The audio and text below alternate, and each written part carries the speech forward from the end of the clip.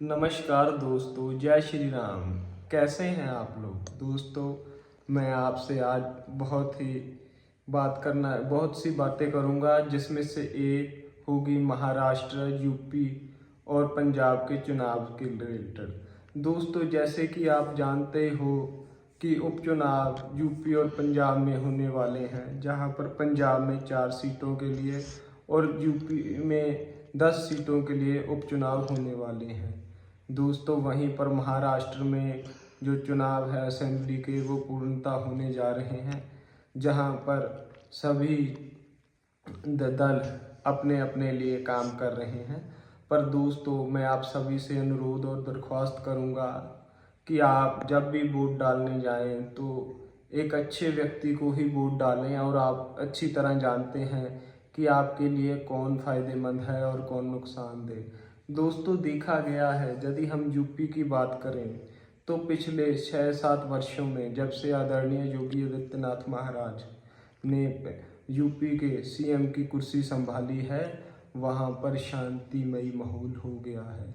व्यापारी, माताएं, बहनें और हर एक वर्ग सुरक्षित हो गया है और लोगों को काम करना आसान हो गया है। अभी कोई भी माफिया, गुंडा टैक्स नहीं मांगता। वहाँ पर किसी भी ऐसे व्यक्ति की ये हिम्मत नहीं कि वो किसी भी राह चलती किसी बेटी, बहन या फिर किसी व्यापारी को लूट सके। दोस्तों, इसके साथ साथ यूपी ने जो कारोबार में, मैन्युफैक्चरिंग में और इंफ्रास्ट्रक्चर में काम किया है, वो बहुत ही लाजवाब है। दोस्तों, मैं इसलिए नहीं कह रहा हूँ कि मुझे जोगी जी बहुत अच्छे लगते हैं। वो तो एक बात है कि जोगी जी अच्छे हैं इसलिए मुझे अच्छे लगते हैं, पर उन्होंने लोगों के लिए काम किया है। यदि हम सपा और बसपा की बात करें तो इनके शासनकाल में कितना गुंडा राज था। अतीक अहमद अंसारी जैसे गुंडे, आपने देखा होगा विकास दुबे, ऐसे लोग जो लोगों को तंग करते थे। दोस्तों, ऐसे लोगों की दुर्दशा अगर किसी ने की है तो वो आदरणीय योगी आदित्यनाथ महाराज ने की है। आज कोई भी गुंडा किसी भी तरह किसी भी व्यक्ति को परेशान नहीं कर सकता। दोस्तों, आज इतनी इंडस्ट्री यूपी में लग रही है कि इससे यूपी के लोगों को रोजगार मिल रहा है, कारोबार मिल रहा है। दोस्तों, कारोबारी आज निश्चित हैं कि उनके लिए काम करना सुखद हो गया है। दोस्तों, ये जो लोगों की जमीन पर अतिक्रमण करते थे, जबरन ही लोगों को उनसे धंधे छीन लेते थे, पैसा छीन लेते थे, ऐसे लोगों की यदि किसी ने दुर्गति की है तो वो आदरणीय आदित्यनाथ जी ने की है। दोस्तों, पहले आपने देखा था कि मुहर्रम का जुलूस आता था तो उसे परवानगी मिल जाती थी। हिंदुओं के साथ कैसा दुर्व्यवहार किया जाता था। कावड़ यात्रियों की यात्रा निकलने नहीं दी जाती थी। आज किसी माफिया में, किसी गुंडे में ऐसी हिम्मत नहीं कि वो कावड़ यात्रा को रोक सके। यदि ऐसा दुस्साहस किसी ने किया तो उसके लिए यमराज के द्वार खोलने के लिए योगी आदित्यनाथ महाराज सबसे पहले होंगे। तो इसलिए मैं आपसे दरख्वास्त करूंगा कि 10 की 10 सीटों में से आप यदि भारतीय जनता पार्टी को दें, योगी आदित्यनाथ महाराज को अपना साथ दें, तो वो आपके लिए बहुत ही अच्छा काम करने वाले हैं। दोस्तों, मैं आपसे अनुरोध करता हूं कि यदि आप कोई भी काम करें तो उसके लिए आपको सोच समझ कर निर्णय लेना होगा। दोस्तों, भारतीय जनता पार्टी जब से आई है, देश विकास की ओर दौड़ रहा है। विकास की ओर दौड़े भी क्यों ना, उन्होंने कभी भी देश के विरोध में कोई बात नहीं की। देश के पक्ष में जो बातें की हैं, आज ये तो नैरेटिव चलाया जा रहा है कि ये हिंदूवादी पार्टी है, पर ये देखा जाए तो विकासवादी पार्टी है। ये पक्ष और विपक्ष की नहीं, ये विकास की बात करने वाले लोग हैं। दोस्तों, क्योंकि इन लोगों के द्वारा विकास का ही एजेंडा फैलाया जा रहा है। दोस्तों, मैं आपको बात बताना चाहूँगा कि 70 सालों में कांग्रेस सरकार से सिर्फ एक एम्स हॉस्पिटल बना। यदि हम अटल जी की सरकार की तुलना करें, मात्र 5 वर्षों में उन्होंने 6 एम्स बना दिए। दोस्तों, अब बताया जाए कि 70 साल भारी या 5 साल भारी, अभी तो मोदी जी के कार्यकाल का जिक्र ही नहीं हुआ।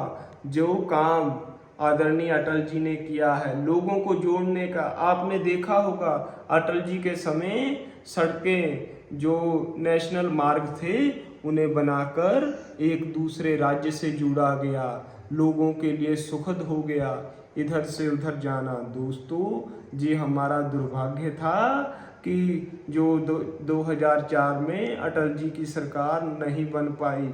दोस्तों, यदि वो सरकार बन जाती तो आज इतिहास कुछ और होता। दोस्तों, आदरणीय अटल जी, जिन पर आकर मैं काफ़ी भावनात्मक भी हो जाता हूँ, वो एक ऐसे व्यक्ति थे जो मेरे लिए पिता तुल्य थे। दोस्तों, परंतु उन्होंने कभी भी देश के विभाजन, देश के विरोध और कभी भी देश को तोड़ने वाली बात नहीं की। उन्होंने सबका साथ, सबका विकास ही अपना प्रथम कर्तव्य समझा। दोस्तों, ऐसा ही कार्य हमारे वर्तमान प्रधानमंत्री श्री नरेंद्र दामोदर दास मोदी जी कर रहे हैं।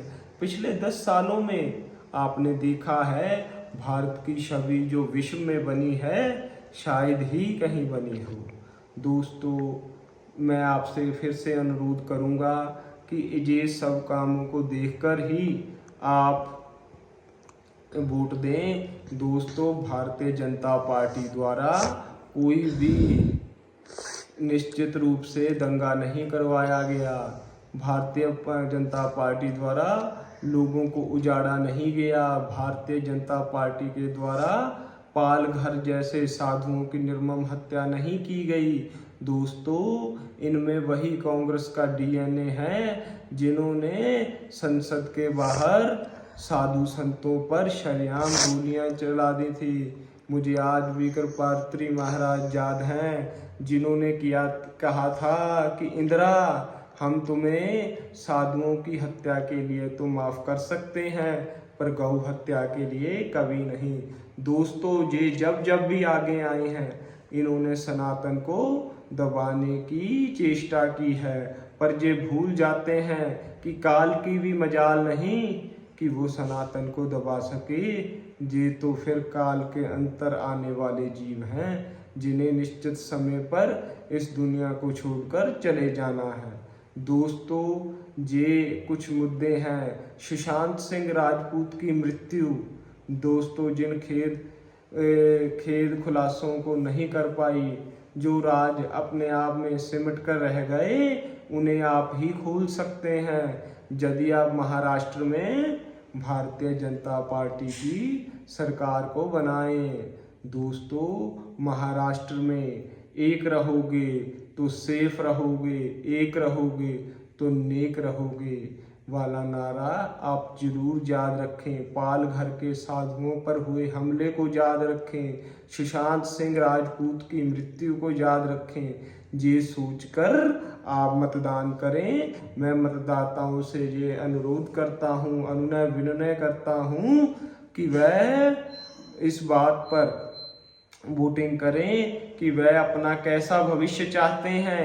दोस्तों, ऐसे लोगों को आगे लाना चाहते हैं जिनके लिए दंगे बहुत ही बड़ी बात नहीं है, या फिर ऐसे लोगों के लिए जिनके लिए विकास ही सबसे बड़ी बात है।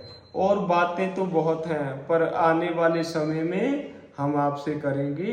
ये कहते हुए मैं आपसे विदा लेता हूँ। साथ ही साथ आपसे ये भी अनुरोध करता हूँ कि हमारा चैनल गोलमाल न्यूज़ बाय बिलाजी आप सब्सक्राइब करें, और मेरे कैमरे के पीछे हमारा यंग बॉय जो अर्नब है, इसकी भी बहुत हमें सपोर्ट है। ये बहुत बेहतरीन काम कर आप तक पहुंचा रहा है।